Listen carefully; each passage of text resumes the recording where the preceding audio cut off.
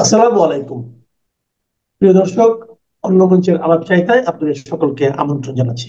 17ই November 2025 সালে বাংলাদেশের আন্তর্জাতিক অপরাধ ট্রাইব্যুনাল সাবেক প্রধানমন্ত্রী শেখ হাসিনাকে মানবতা বিরোধী অপরাধের দায়ে মৃত্যুদণ্ডের রায় ঘোষণা করেছে।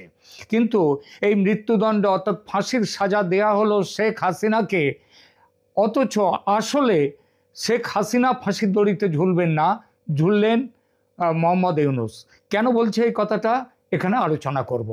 এই যে রায়টি দেয়া হয়েছে গতকাল, এটা কেবল একটি বিচারিক সিদ্ধান্ত নয়, বরং এটি বাংলাদেশের অন্তর্বর্তীকালীন সরকার এবং বিশেষত নোবেল লরিয়েট মোহাম্মদ ইউনূসের আন্তর্জাতিক সুনাম ও বিশ্বাসযোগ্যতার জন্যে তার উপরে একটা মারাত্মক আঘাত।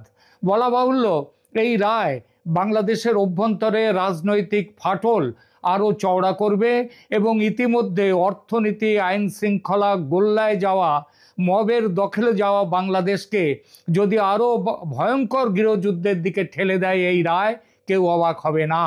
যদিও শেখ হাসিনা বর্তমানে ভারতে নির্বাসনে রয়েছেন এবং রায় কার্যকর করা সম্ভব নয়, তবুও এই বিচার প্রক্রিয়া আন্তর্জাতিক আইন ও ন্যায় বিচারের মৌলিক নীতিগুলোকে ভয়াবহভাবে লঙ্ঘন করেছে। কিভাবে সেটা একটু দেখি। কেন এই রায়কে প্রহসনের বিচার বলা হচ্ছে, আসুন সেই প্রশ্নে যাই। আন্তর্জাতিক অপরাধ ট্রাইব্যুনালের এই বিচার প্রক্রিয়া ক্যাঙ্গারু কোর্ট বা প্রহসনের বিচারের সকল বৈশিষ্ট্য বহন করছে। কাকে বলা হয় প্রহসনের বিচার? তার মূল লক্ষণগুলো হলো রায় আগে থেকে নির্ধারিত থাকা, নিরপেক্ষতার অভাব, আইনি প্রতিনিধিত্বের অধিকার থেকে বঞ্চিত করা, প্রমাণ দমন করে দেওয়া, প্রমাণ নষ্ট করা এবং যথাযথ প্রক্রিয়ার লঙ্ঘন করা, এগুলো হচ্ছে প্রহসনের বিচারের লক্ষণ। শেখ হাসিনার বিরুদ্ধে পরিচালিত এই বিচার বা অবিচার বা বিচারহীনতার মানদণ্ডে পুরোপুরি খাপ খেয়ে যায়। প্রথমত, শেখ হাসিনাকে তার অনুপস্থিতিতে বিচার করা হয়েছে। আন্তর্জাতিক আইনের মৌলিক নীতি অনুযায়ী অভিযুক্তের নিজের বিচারে উপস্থিত থাকার অধিকার রয়েছে। আন্তর্জাতিক দেওয়ানি ও রাজনৈতিক অধিকার চুক্তি ICCPR তার 14/3 14(3) ঘ ধারা স্পষ্টভাবে বলে যে প্রত্যেকে নিজের বিচারে উপস্থিত থাকার এবং ব্যক্তিগতভাবে নিজের পছন্দের আইনি সহায়তার মাধ্যমে আত্মপক্ষ সমর্থনের অধিকার রয়েছে। যদিও ব্যতিক্রম পরিস্থিতিতে অনুপস্থিতিতে বিচার যায়, তাহলেও সেটা তখনই করা যায় যখন অভিযুক্ত ইচ্ছাকৃতভাবে বিচার এড়াচ্ছেন এবং তার অধিকারগুলো অর্থাৎ ন্যায়িক বিচার, সম্পূর্ণ সঠিক বিচার পাওয়ার অধিকারগুলো সম্পূর্ণভাবে সংরক্ষিত থাকা সত্ত্বেও তিনি যখন গড় হাজির থাকেন অভিযুক্ত, তখন তার অনুপস্থিতিতে বিচার করা যায়। বলা বাহুল্য, এখানে বিচার প্রক্রিয়ায় শেখ হাসিনার ন্যায়িক অধিকার আদৌ রক্ষিত হয়নি এবং এটা একটা সুষ্ঠু ন্যায় বিচারের যে পক্ষে সেই রকম ব্যবস্থা সেখানে ছিল না।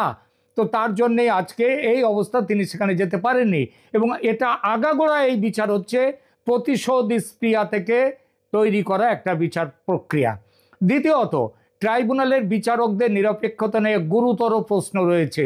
জাস্টিস মোহাম্মদ গোলাম মর্তুজা মজুমদারের নেতৃত্বে থাকা 3 সদস্যের প্যানেলের বিচারকরা সবাই রাজনৈতিকভাবে আওয়ামী লীগ বিরোধী, বিএনপি, জামাত এদের সাথে যুক্ত এবং তাদের সাথে প্রকাশ্যভাবে সম্পৃক্ত। প্রধান প্রসিকিউটর তাজুল ইসলাম, তিনিও জামাতের লোক। এটা বিচারিক প্রক্রিয়ার নিরপেক্ষতার স্পষ্ট লঙ্ঘন। তৃতীয়ত, শেখ হাসিনাকে তার পছন্দের আইনজীবী নিয়োগের সুযোগ দেয়া হয়নি। তিনি যাদেরকে নিয়োগ দিতে চেয়েছিলেন ঢাকার, তাদের সেই নিয়োগটা এগুলো গ্রহণ করা হয়নি। ট্রাইব্যুনাল রাষ্ট্রীয়ভাবে শেখ হাসিনার জন্য একজন আইনজীবী নিযুক্ত করেছে। ব্রিটিশ সাংবাদিক ডেভিড বার্গম্যান এইটার এই উদ্বেগ প্রকাশ করেছেন যে একই আইনজীবী শেখ হাসিনা এবং তার সহ অভিযুক্ত আসাদুজ্জামান খান কামাল, এই দুজনকে প্রতিনিধিত্ব করছেন, যেটা করতে পারেন না। এটা স্বার্থের সংঘাতের একটা স্পষ্ট উদাহরণ। এটা কখনোই গ্রহণযোগ্য নয়। আন্তর্জাতিক অপরাধ ট্রাইব্যুনালের বিতর্কিত ইতিহাস দিকে একবার দেখা যাক। বাংলাদেশের আন্তর্জাতিক অপরাধ ট্রাইব্যুনাল দীর্ঘদিন ধরে আন্তর্জাতিক সমালোচনার মুখে রয়েছে। 2012 সালে হিউম্যান রাইটস ওয়াচ ট্রাইব্যুনালকে গভীরভাবে সমস্যাযুক্ত, ন্যায্য বিচারের মানদণ্ডের প্রশ্নে ভরা বলে অভিহিত করেছিল। সংস্থাটির এশিয়া বিভাগের পরিচালক ব্র্যাড অ্যাডামস তিনি বলেছিলেন যদি বাংলাদেশ সরকার চায় যে এই বিচারগুলো গুরুত্বের সাথে নেওয়া হোক, তাহলে অবশ্যই নিশ্চিত করতে হবে যে অভিযুক্তদের অধিকারগুলো সম্পূর্ণভাবে সম্মানিত হচ্ছে। এটা তার আমলের কথা। অ্যামনেস্টি ইন্টারন্যাশনাল ও ট্রাইব্যুনালের তীব্র সমালোচনা করেছিল এবং বলেছিল যে ট্রাইব্যুনাল সম্পূর্ণভাবে আন্তর্জাতিক মানদণ্ড অনুসরণ করছে না। জাতিসংঘের মানবাধিকার বিশেষজ্ঞরা উদ্বেগ প্রকাশ করেছেন যে হাসিনার বিচার ন্যায্য বিচার ও যথাযথ প্রক্রিয়ার মানদণ্ড মেনে হচ্ছে না। ইউরোপীয় ইউনিয়ন 2024 সালের নভেম্বরে আইসিটির আইন কাঠামো নিয়ে উদ্বেগ প্রকাশ করেছিলেন গত বছর এবং আন্তর্জাতিক মানবাধিকার মানদণ্ডের সাথে সামঞ্জস্যপূর্ণ করতে দ্রুত সংশোধনের আহ্বান জানিয়েছিল। ইউরোপিয়ান ইউনিয়ন জোর দিয়েছে যে আইনি প্রক্রিয়ার সকল পর্যায়ে যথাযথ প্রক্রিয়া নিশ্চিত করার গুরুত্ব রয়েছে। সবচেয়ে বড় কথা, 71-এর যুদ্ধ অপরাধের বিচারে গঠিত ট্রাইব্যুনালের ক্ষমতা বাড়িয়ে যেভাবে জুলাই আন্দোলনকে যুক্ত করেছে এই অনির্বাচিত সরকার, যখন সংসদ নেই দেশে, এই অন্তর্বর্তী সরকারের এই ক্ষমতা নেই, এই প্রক্রিয়াটি পুরো আইন বিরুদ্ধ। আন্তর্জাতিক ফৌজদারি আইনে অনুপস্থিতিতে বিচার নিরুৎসাহিত করা হয়। আন্তর্জাতিক ফৌজদারি আদালতের রোম সংবিধি স্পষ্টভাবে বলেছে যে অভিযুক্তকে বিচারের সময় উপস্থিত থাকতে হবে, তার সমস্ত রকমের ন্যায় বিচারের প্রক্রিয়া তার জন্য খোলা রাখতে হবে। যুগোস্লাভিয়া এবং রুয়ান্ডার জন্য আন্তর্জাতিক ফৌজদারি ট্রাইব্যুনালগুলো এবং সিয়েরা লিওনের বিশেষ আদালত সব জায়গাতে অনুপস্থিতিতে বিচার নিষিদ্ধ করেছে, যেটা বাংলাদেশে হলো। হিউম্যান রাইটস ওয়াচ স্পষ্টভাবে বলেছে যে অভিযুক্তের অনুপস্থিতি বিচার প্রক্রিয়াকে দুর্বল করে এবং অভিযুক্তের অধিকারকে ক্ষতিগ্রস্ত করে। আন্তর্জাতিক আইনের প্রবণতা হলো আসামিকে শারীরিকভাবে উপস্থিত থাকা এবং নিজের বিচারে অংশগ্রহণের জন্য যাবতীয় ন্যায় বিচারের অধিকার তাকে দিতে হবে। শেখ হাসিনার ক্ষেত্রে বলা হচ্ছে যে তিনি একটি সঠিক ট্রাইব্যুনালে তার অভিযোগকারীদের মুখোমুখি হতে ভয় পান না। শেখ হাসিনা নিজে বলেছেন, তিনি বলেছেন যেখানে প্রমাণ ন্যায্যভাবে পরীক্ষা করা যায়। তিনি অন্তর্বর্তী সরকারকে চ্যালেঞ্জ করেছেন হেগের আন্তর্জাতিক ফৌজদারি আদালতে এই অভিযোগগুলো নিয়ে যেতে। সেখানে তিনি নিজে উপস্থিত থাকবেন এবং তার এই কথা প্রমাণ করে যে তিনি বিচার এড়াচ্ছেন না, বরং একটি ন্যায্য নিরপেক্ষ বিচার চাইছেন, যেটা বাংলাদেশের ওই আন্তর্জাতিক ক্রাইম ট্রাইব্যুনালে হওয়া সম্ভব নয়। এবার আসি প্রতিশোধমূলক বিচার, এই কথাটা কেন বলা হচ্ছে? কারণ ন্যায় বিচার নয়, এই বিষয়টিতে, এই বিচারে এই রায়ের সময় এবং পরিস্থিতি স্পষ্টভাবে ইঙ্গিত করে যে এটি ন্যায় বিচারের পরিবর্তে রাজনৈতিক প্রতিশোধের একটি হাতিয়ার। মোহাম্মদ ইউনূস নিজেই বলেছেন শেখ হাসিনাকে শাস্তি দেওয়ার এবং আওয়ামী লীগের কার্যক্রম নিষিদ্ধ করার প্রতিশ্রুতি দিয়েছিলেন। তিনি আওয়ামী লীগের কার্যক্রম নিষিদ্ধ করার প্রতিশ্রুতি দিয়েছিলেন। ফেব্রুয়ারি 2026-এর নির্বাচনে আওয়ামী লীগকে অংশগ্রহণের সুযোগ দেওয়া হবে না বলে ইউনূস ঘোষণা করেছেন। জাতিসংঘ মানবাধিকার কার্যালয়ের একটি প্রতিবেদনে বলা হয়েছে যে 2024 সালের জুলাই আগস্টের সহিংসতায় 1400 জন নিহত হতে পারে। এই মৃত্যুগুলো নিঃসন্দেহে দুঃখজনক এবং জবাবদিহিতা প্রয়োজন, কিন্তু জবাবদিহিতা অর্জনের জন্য আন্তর্জাতিক আইনের মৌলিক নীতিগুলোকে লঙ্ঘন করা কখনোই গ্রহণযোগ্য নয়, এটা জাতিসংঘ বলেছে। জাতিসংঘের একটি আবেদনে বলা হয়েছে যে আইসিটির সামনে বিচারগুলো রাজনৈতিক প্রতিশোধে ভরা পরিবেশে পরিচালিত হচ্ছে। আবার খেয়াল করুন, এটা জাতিসংঘ বলেছে, যে জাতিসংঘের কাছে একটি তাদের বক্তব্যে বলেছে যে এটা রাজনৈতিক প্রতিশোধে ভরা পরিবেশে পরিচালিত হচ্ছে একটি অনির্বাচিত অন্তর্বর্তীকালীন সরকারের অধীনে, যার নিজেরই কোনো গণতান্ত্রিক ম্যান্ডেট নেই। এটা শেখ হাসিনার ন্যায্য বিচারের অধিকার লঙ্ঘনের বিষয়ে গুরুতর উদ্বেগ উত্থাপন করে।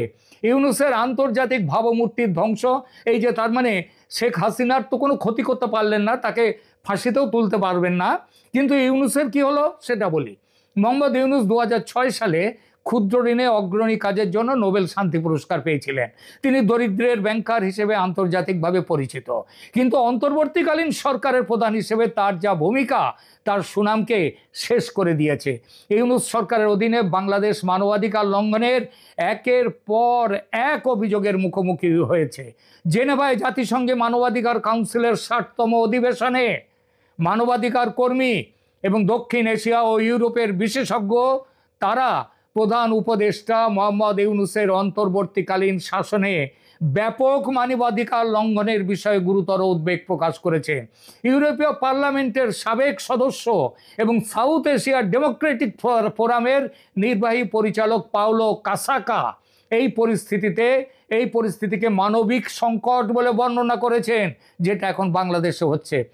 তিনি অভিযোগ করেছেন যে অন্তর্বর্তীকালীন সরকার গণতান্ত্রিক শক্তিগুলোকে নির্মূল করার প্রচেষ্টায় 50,000-এরও বেশি মিথ্যা মামলা তৈরি করেছে। তিনি বলেছেন, বাংলাদেশে এটা সবচেয়ে খারাপ দুঃসময়, খারাপ দুঃস্বপ্ন। এমন পরিস্থিতিতে সমস্ত নির্বাচন এই সরকার একটা মারাত্মক প্রতারণা করছে। এই বিচার সেই প্রতারণার একটি অংশ। প্রফেসর CR আবরার জানিয়েছেন যে ইউনূস সরকার ক্ষমতায় আসার পর থেকে কমপক্ষে 213 জন আওয়ামী লীগ নেতা ও কর্মীকে হত্যা করা হয়েছে, জেলখানার ভেতরে হত্যা করা হয়েছে, এমনকি নিহত মন্ত্রীকে হাতে বেড়ি পরিয়ে তার মৃতদেহকে ছেড়ে দেওয়া হয়েছে, তখনও তার হাতে হাত করা আছে। এবং 1971 সালের মুক্তিযুদ্ধের সাথে সম্পর্কিত ঐতিহাসিক স্থানগুলো ধ্বংস করা হয়েছে। আজকের বিচারের মধ্যেও বিচারপতিরা এই ব্যাপারটি বলেছেন। 1971-এ মুক্তিযুদ্ধ নিয়ে বলেছেন এটা পার্শ্ববর্তী একটি দেশের, প্রতিবেশী দেশের সাথে ষড়যন্ত্র করে নাকি শেখ মুজিব বাংলায় সেই সময় পাকিস্তান থেকে বিচ্ছিন্ন হয়েছিলেন। তাহলেই বোঝা যায় এই বিচার কারা করছে, কারা বসেছে বিচারকের জায়গায়, আর তাদের মাথায় কারা বসে রয়েছে। দ্বিতীয়, ব্রিটিশ রাজনৈতিক বিশ্লেষক ক্রিস্টোফার জে ব্ল্যাকবার্ন তিনি জোর দিয়ে বলেছেন যে মানবাধিকার রক্ষা ছাড়া কোনো আন্দোলনকে বৈধ বলে বিবেচনা করা যায় না। তিনি বলেছেন মানবাধিকারের সুরক্ষা সবার আগে দরকার, তা সে বিপ্লব হোক আর যাই হোক। আন্তর্জাতিক সম্প্রদায় তারা যেভাবে আজ একটা সময় যখন ইউনূসের শ্রম আইন লঙ্ঘনের অভিযোগে মামলা হয়েছিল মোহাম্মদ ইউনূসের বিরুদ্ধে, তখন 170 জনেরও বেশি বৈশ্বিক ব্যক্তিত্ব, যার মধ্যে সাবেক মার্কিন পররাষ্ট্রমন্ত্রী হিলারি ক্লিন্টন, ভার্জিন গ্রুপের প্রতিষ্ঠাতা রিচার্ড ব্রানসন এবং ইউটিউব প্রধান গায়ক বোনো তারা ছিলেন। তারা শেখ হাসিনাকে ইউনূসের নিপীড়ন বন্ধ করতে বলেছিলেন। আজ সেই তারা কিন্তু একদম চুপ হয়ে রয়েছেন। এটা বড় অদ্ভুত লাগে না? বড় লজ্জার লাগে না? ভারত প্রথম থেকেই যেভাবে শেখ হাসিনার পাশে ছিল এখন সেইভাবে আছে। আগামী 2026-এর নির্বাচনে, ফেব্রুয়ারির নির্বাচন হোক কিংবা তার আগেও হতে পারে কিংবা পরে যখনই হোক না কেন, সেই নির্বাচনে ভারতকে শেখ হাসিনার দল আওয়ামী লীগকে ছাড়া নির্বাচন হবে না, এটা নিশ্চিত। তাহলে শেখ হাসিনার ছাড়া নির্বাচন না হতে গেলে তাহলে সেখানে কী হবে? এই যে আজকের যে রায়টি দেওয়া হলো, গতকাল যে 17ই নভেম্বর যে রায়টি দেওয়া হলো, আপনি দেখে নেবেন, আজ একটা লিখে নিয়ে নিন যে আগামী দিনে আওয়ামী লীগকে নির্বাচনে অংশ নিতে হবে বিশ্ব জনমতের চাপে, নইলে নির্বাচন হবে না। ভারত কেন নির্বাচনই হবে না? বিশ্ব জনমতের চাপেই নির্বাচন হবে না। আর নির্বাচন হবে তো আওয়ামী লীগকে নিয়ে হবে। No vote, no Awami League, no vote. আর এইবার সেখানটায় বলি, সেই নির্বাচনে তারপরে যখন ক্ষমতায় আওয়ামী লীগ তার ক্ষমতায় ফিরে আসার পথটা প্রশস্ত হলো, গায়ের জোরে ভোট করা যাবে না। আর ওই ফেসবুকে যারা বিপ্লব করছে শেখ হাসিনার নামে, সেটা বলছে সেই বিপ্লবও করা যাবে না। সুতরাং আগামী দিনে আওয়ামী লীগ ক্ষমতায় আসছে এবং আওয়ামী লীগ ক্ষমতায় এলে এই যে ট্রাইব্যুনালের বিচার, এটা ডাস্টবিনে চলে যাবে। ডাস্টবিনে ওই ডাস্টবিন শফিকুল যেমন চলে যাবে ডাস্টবিনে, এবং তার সঙ্গে তার গুরুরা, তার চেলারা, তার সবাই চলে যাবে, তেমনিভাবে এই আইনও চলে যাবে, এটাও চলে যাবে। তাই বলেছি আমি যে ফাঁসির সাজা পেলেন শেখ হাসিনা, কিন্তু ফাঁসির দড়িতে ঝুললেন মোহাম্মদ ইউনূস। মনে রাখবেন, দুনিয়া নভেম্বরের 17 তারিখে 2025-এ থেমে থাকবে না, এগিয়ে যাবে। এমন দিন আসবে যেদিন ইউনূস পালাবার পথ পাবেন না, আর শেখ হাসিনা ফিরবেন ক্ষমতায় রাজার বেশে। তিনি ক্ষমতার অধীশ্বরী হবেন। কি হবে? শেখ হাসিনাকে ভারত বাংলাদেশ থেকে নিয়ে আসেনি, বা শেখ হাসিনা লুকিয়ে পালিয়ে গোপনে বাংলাদেশের সীমান্ত পাড়ি দিয়ে ভারতে প্রবেশ করেন নাই।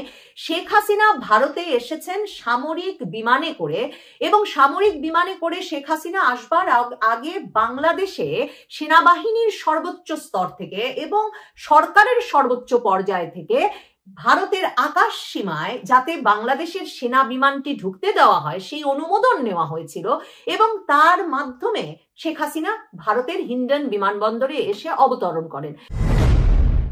আন্তর্জাতিক অপরাধ ট্রাইব্যুনালে শেখ হাসিনার ফাঁসির রায় হওয়ার পর আবারও এই আলোচনা চাঙা হয়ে উঠেছে যে ভারত কি শেখ হাসিনাকে বাংলাদেশে ফিরিয়ে দেবে এবং বাংলাদেশে আন্তর্জাতিক অপরাধ ট্রাইব্যুনালে মৃত্যুদণ্ড প্রাপ্ত শেখ হাসিনাকে যদি ভারত ফিরিয়ে না দেয় তাহলে কি ভারত আর বাংলাদেশের মধ্যকার সম্পর্কটা ঠিক হতে পারে? জুলাই আগস্ট আন্দোলনের অন্যতম প্রধান নেতা জাতীয় নাগরিক পার্টির নেতা নাহিদ ইসলাম তিনি বলেছেন যে তারা রায়ে সন্তুষ্ট, কিন্তু সত্যিকার অর্থে তারা তখন সন্তুষ্ট হবেন যখন বাংলাদেশ সরকার শেখ হাসিনাকে ভারত থেকে ফিরিয়ে এনে তার রায় কার্যকর করতে পারবে, মানে তাকে ফাঁসিতে দিতে পারবে। দেখুন, ফাঁসির আগে নিশ্চয়ই আপিল সহ নানা রকম আইনি প্রক্রিয়া তো বাকি আছেই এবং শেখ হাসিনা পুত্র সজীব ওয়াজেদ জয় স্পষ্ট করে রায়ের আগের দিন রয়টার্সকে দেওয়া সাক্ষাৎকারে বলেছেন যে তার মা একমাত্র তখনই দেশে ফিরবেন যখন দেশে আওয়ামী লীগের অংশগ্রহণের মধ্য দিয়ে একটা অংশগ্রহণমূলক নির্বাচনের মাধ্যমে একটা নির্বাচিত সরকার ক্ষমতায় আসবে, তখনই তারা দেশে ফিরে তার মায়ের বিচারের রায়ের বিরুদ্ধে আপিল করবেন বা আইনি প্রক্রিয়ায় সংযুক্ত হবেন। এর আগে তাদের এই বিচার প্রক্রিয়ায় যুক্ত হওয়ার কোনো ইচ্ছা নাই। শেখ হাসিনা এই আদালতকে ক্যাঙ্গারু কোর্ট এবং তার রাজনৈতিক প্রতিপক্ষদের সমন্বয়ে তাকে মৃত্যুদণ্ড দেওয়ার জন্য, তার পলিটিক্যাল অ্যাসাসিনেশন, তাকে রাজনৈতিকভাবে হত্যা করবার জন্যই গঠিত আদালত বলে চিহ্নিত করেছেন এবং তিনিও আন্তর্জাতিক সংবাদ মাধ্যমের সঙ্গে সাম্প্রতিক সাক্ষাৎকারগুলোতে পরিষ্কার করে বলেছেন যে তিনি তখনই দেশে ফিরবেন যখন দেশে একটা নির্বাচিত সরকার থাকবে এবং বাংলাদেশের সংবিধান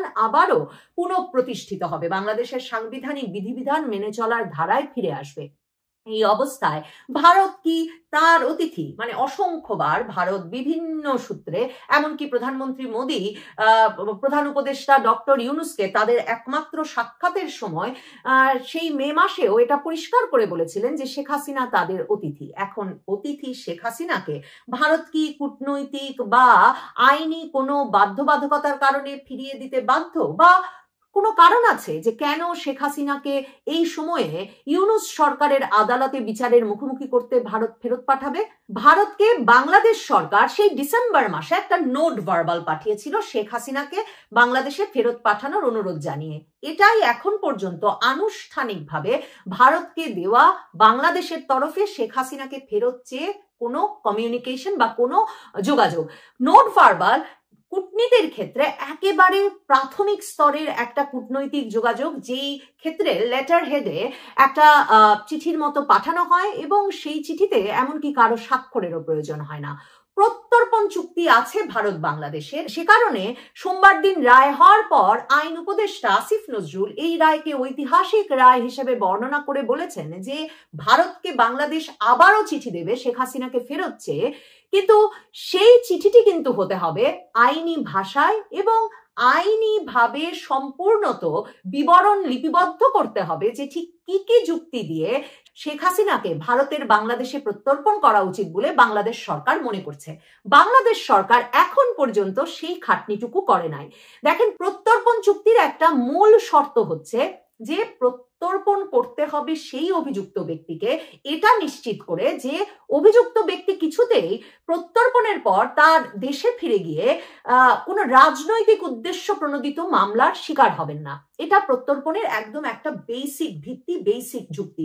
এখন শেখ হাসিনা শুধু যে ওই আদালতকে ক্যাঙ্গারু কোর্ট বলছেন তাই তো নয়, এটা প্রতিষ্ঠিত সত্য, এটাই সত্য যে শেখ হাসিনার সরকারের আমলে যে আন্তর্জাতিক অপরাধ ট্রাইব্যুনালে জামায়াতে ইসলামীর নেতৃবৃন্দের 1971 সালের যুদ্ধাপরাধীর দায়ে বিচার হচ্ছিল এবং যে আর ফলশ্রুতিতে জামায়াতে ইসলামীর শীর্ষ নেতৃবৃন্দের অনেকেরই মৃত্যুদণ্ড হয়েছে, এমনকি অনেকে যাবজ্জীবন কারাদণ্ড প্রাপ্ত অবস্থায় মৃত্যুবরণ করেছেন। শেখ হাসিনার পতনের পর ওই আদালতেই শেখ হাসিনার মামলা দায়ের করা হলো এবং শেখ হাসিনাকে অভিযুক্ত করে যে আন্তর্জাতিক অপরাধ ট্রাইব্যুনালে মামলা দায়ের করা হলো সেই ট্রাইব্যুনালের চিফ প্রসিকিউটর হলেন, প্রধান কৌশলী হলেন কিনা 1971 সালের যুদ্ধাপরাধের বিচার যখন চলছিল, জামায়াতে ইসলামীর প্রধান আইনজীবী ছিলেন যেই তাজুল ইসলাম, সেই তাজুল ইসলাম, এবং হাইকোর্ট বিভাগের বিচারপতিদের 2024-এর 5ই আগস্টের পর হাসনাত আব্দুল্লাহদের ডেডলাইনের মুখে পরিবর্তন করে যেই বিচারপতিদের নিয়োগ করা হলো, তাদের একজনকে এই আন্তর্জাতিক অপরাধ ট্রাইব্যুনালের প্রধান বিচারপতি করা হলো। এই প্রত্যেকটি ঘটনার সূত্র মেলালে এই অভিযোগ যে এই আদালত যে রাজনৈতিক উদ্দেশ্য প্রণোদিত, এবং শেখ হাসিনা যেমন বলেন যে শেখ হাসিনাকে মৃত্যুদণ্ড দেওয়ার উদ্দেশ্যে, শেখ হাসিনাকে একরকম ভাবে রাজনৈতিকভাবে হত্যা করার উদ্দেশ্যেই এই আদালত গঠিত হয়েছে, এবং এই আদালতের বিচার কি রায় হবে সেটা পর্যন্ত পূর্ব নির্ধারিত ছিল, সে বিষয়ে তো কোনো সন্দেহ থাকে না। এমন একটা রাজনৈতিক বিচারের রায়ের পর কোনো দেশ, কোনো রাষ্ট্র, কোনো দায়িত্ববান রাষ্ট্র কি সত্যি কোনো অভিযুক্তকে অপর দেশে ফেরত পাঠাবে? ভারতের ক্ষেত্রে ভারত বরাবর যে যুক্তিটা দেয়, ভারত বরাবর বলে এসেছে যে শেখ হাসিনাকে ভারত বাংলাদেশ থেকে নিয়ে আসেনি, বা শেখ হাসিনা লুকিয়ে পালিয়ে গোপনে বাংলাদেশের সীমান্ত পাড়ি দিয়ে ভারতে প্রবেশ করেন নাই।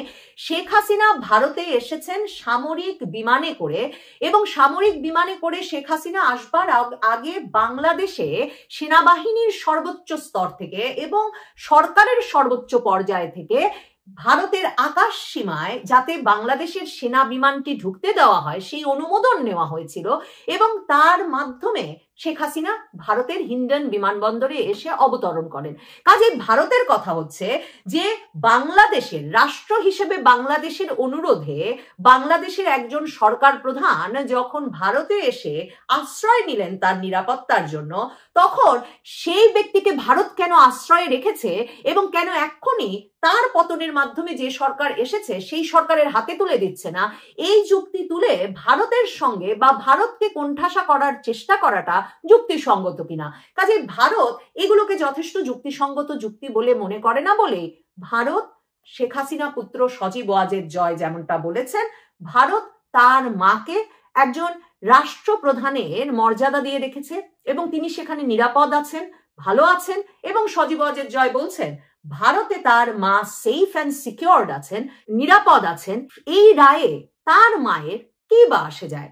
আইন উপদেষ্টা আসিফ নজরুল ভারতকে বাংলাদেশ আবার চিঠি দেবে বলার পর বাংলাদেশের পররাষ্ট্র উপদেষ্টা তৌহিদ হোসেনও কিন্তু আবারও বলেছেন যে তারা শেখ হাসিনা এবং আসাদুজ্জামান খান কামাল যেহেতু দুজনই ভারতে আছেন এবং দুজনেরই ফাঁসির আদেশ হয়েছে, তাদের দুজনকেই প্রত্যর্পণ চুক্তির আওতায় ফেরত চাইবেন। এখন এরপর সত্যিকার অর্থেই বাংলাদেশ খাটাখাটনি করে যেরকমটা প্রথা এবং আইনগতভাবে বাংলাদেশ করা জরুরি, শেখ হাসিনাকে ফেরত আনতে সত্যি সত্যি বাংলাদেশ যদি সিনসিয়ার হয়, এই আসিফ নজরুলদের সরকার বা ইউনূস সরকার যদি সত্যি সত্যি সিনসিয়ার হয়, তাদের যা করা উচিত তা করবে কিনা তা দেখবার জন্য যেমন অপেক্ষা করতে হবে, তেমনি ইন্টারেস্টিং বিষয় হচ্ছে যে এই সোমবারেও পররাষ্ট্র মন্ত্রণালয় আবার ভারতের উদ্দেশ্যে আহ্বান জানিয়ে ফেলেছে, মানে যে স্বরাষ্ট্রমন্ত্রী তখনকার স্বরাষ্ট্রমন্ত্রী আসাদুজ্জামান খান কামাল এবং শেখ হাসিনাকে যাতে ফেরত দেয় ভারত, সেই আহ্বান জানিয়ে ফেলেছে একটা বিবৃতি দিয়ে। সামাজিক যোগাযোগ মাধ্যম এক্সে সেই বাংলাদেশের পররাষ্ট্র মন্ত্রণালয়ের সেই বিবৃতি প্রকাশিত হয়েছে এবং সেইখানে বাংলাদেশের পররাষ্ট্র মন্ত্রণালয় বলেছে মানবতা বিরোধী অপরাধে দণ্ডপ্রাপ্ত এই ব্যক্তিদের, মানে শেখ হাসিনা আর আসাদুজ্জামান খান কামালকে দ্বিতীয় কোনো দেশ আশ্রয় দিলে তা হবে অত্যন্ত অবন্ধু সুলভ এবং ন্যায় বিচারের প্রতি অবজ্ঞার শামিল। আমরা ভারত সরকারের প্রতি আহ্বান জানাই তারা যেন অনতিবিলম্বে দণ্ডপ্রাপ্ত এই দুই ব্যক্তিকে বাংলাদেশ কর্তৃপক্ষের কাছে হস্তান্তর করে। দুই দেশের মধ্যে থাকা প্রত্যর্পণ চুক্তি অনুসারে দুজনকে হস্তান্তর করাটা ভারতের জন্য অবশ্য পালনীয় দায়িত্ব বটেও বলে উল্লেখ করা হয়েছে পররাষ্ট্র মন্ত্রণালয়ের বিজ্ঞপ্তিতে। এর কিছুক্ষণ পরেই ভারতের পররাষ্ট্র মন্ত্রণালয়ও একটা বিবৃতি দেয়। তারা সেখানে বলে, মানে ভারত আর নীরবতা ধরে রাখে না, ভারত সেখানে তার বিবৃতিতে বলে যে সাবেক প্রধানমন্ত্রী শেখ হাসিনাকে নিয়ে বাংলাদেশের আন্তর্জাতিক অপরাধ ট্রাইব্যুনালের ঘোষিত রায়ের বিষয়ে ভারত অবগত হয়েছে। ভারত আসাদুজ্জামান খান কামাল বিষয়ে কোনো বক্তব্যও রাখে না, কারণ ভারত সরকারের কাছে তো আসাদুজ্জামান খান কামাল নাই। মানে কোন অবস্থায় কি ধরনের নিরাপত্তা ঝুঁকির মধ্যে বা কোন পরিস্থিতিতে আওয়ামী লীগের অন্যান্য নেতৃবৃন্দ ভারতে গেছেন সেটা তো ভারত সরকারের জানবার কথা না, বা ভারত সরকার তো আসাদুজ্জামান খান কামালকে কোনো আনুষ্ঠানিক আশ্রয়ের মধ্যে রাখে নাই। ভারত সরকার একথাও স্বীকার করে নাই যে আসাদুজ্জামান খান কামাল ভারতে আছেন, কিংবা আসাদুজ্জামান খান কামালও ঘোষণা দিয়ে কোথাও বলেছেন কিনা আমি জানি না যে তিনি ভারতে আছেন। কাজেই ভারত আসাদুজ্জামান খান কামাল বিষয়ে কোনো মন্তব্য করে না। তারা বলে তারা শেখ হাসিনার রায় বিষয়ে অবগত আছে এবং তারপর ভারতের পররাষ্ট্র মন্ত্রণালয় বলে একটি নিকট প্রতিবেশী হিসেবে ভারত বাংলাদেশের শান্তি, গণতন্ত্র, অন্তর্ভুক্তি, স্থিতিশীলতা সহ বাংলাদেশের জনগণের সর্বোত্তম স্বার্থের বিষয়ে অঙ্গীকারাবদ্ধ রয়েছে। এই লক্ষ্য অর্জনে আমরা সবসময় সব অংশীজনের সঙ্গে গঠনমূলকভাবে যুক্ত থাকব। মানে এখানে এইটুকু কথা বলেই তারা শেষ করে, যাতে পরিষ্কার বোঝা যায় যে ভারত শেখ হাসিনাকে ফেরত দেওয়ার কথা কোনো বিবেচনা করছে না, কারণ বরং ভারত মনে করে যে বাংলাদেশের, আবারও তারা বলে যে বাংলাদেশে এমন একটা পরিস্থিতি জনগণের সর্বোত্তম স্বার্থের জন্য অনুকূল হবে, মানে বাংলাদেশের জন্য সবচেয়ে ভালো হবে বাংলাদেশের জনগণের জন্য যদি বাংলাদেশে শান্তি আসে, গণতন্ত্র আসে, অন্তর্ভুক্তি আসে, স্থিতিশীলতা আসে। মানে ভারত এর আগে বহুবার যে কথা বলেছে যে আওয়ামী লীগের রাজনৈতিক কার্যক্রম নিষিদ্ধ থাকলে, আওয়ামী লীগ যদি ভোটে অংশগ্রহণ করতে না পারে, তাহলে যে ধরনের নির্বাচন অনুষ্ঠিত হবে তার মাধ্যমে বাংলাদেশে গণতন্ত্র, স্থিতিশীলতা, শান্তি কোনোটাই তো আসা সম্ভব নয়। এবং ভারত তো বারবার বলে রেখেছে, এই যে দেখেন এখানে তারা বলছে যে এই লক্ষ্য অর্জনে আমরা সবসময় সব অংশীজনের সঙ্গে গঠনমূলকভাবে যুক্ত থাকবো। কনস্ট্রাকটিভ শব্দটা তারা ব্যবহার করেছে। এই শব্দটা বারবার তারা ইউনূস সরকারকে বলে এবং বলে তারা এ কথাটাও মনে করায় যে ইউনূস সরকার যে ধরনের উস্কানিমূলক কথা বলেন, কদিন আগে ভারতের প্রতিরক্ষা মন্ত্রী সরাসরি প্রধান উপদেষ্টা ডক্টর ইউনূসকেই বলেছেন যে তিনি যে ধরনের উস্কানিমূলক কথাবার্তা বলেন সেটা দুদেশের সম্পর্ককে গঠনমূলক রাখে না। এ কারণে এই সরকারের সঙ্গে গঠনমূলক সম্পর্ক সম্ভব নয়। ইউনূস সরকারের সঙ্গে আরেকটা কারণে যে ভারতের পক্ষে কনস্ট্রাকটিভ গঠনমূলক সম্পর্ক সম্ভব নয় সেটাও ভারত অনেক আগে পরিষ্কার করেছে যে ভারত একটা নির্বাচিত সরকারের সঙ্গে সম্পর্ক করতে আগ্রহী।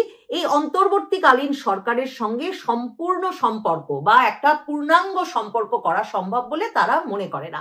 কাজেই ভারত ওই একই জায়গায় থেকে ইউনূস সরকারকে জানিয়ে দিয়েছে যে তারা সর্বোত্তম স্বার্থের জন্য যা যা জরুরি তা করতে অঙ্গীকারাবদ্ধ, কিন্তু তারা শেখ হাসিনাকে ফিরিয়ে দেওয়া সেক্ষেত্রে গুরুত্বপূর্ণ ভূমিকা রাখবে বলে মনে করে না।